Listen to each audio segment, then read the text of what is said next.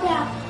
मोदी साहेब, आपण लोकसभेच्या निवडणुकीत घोषणा दिली होती की शेतकऱ्याचे उत्पन्न दुप्पट करू. शेतकऱ्याचे उत्पन्न दुप्पट न सोडा अर्धे करून ठेवले. फडणवीस साहेब, आपण विधानसभेत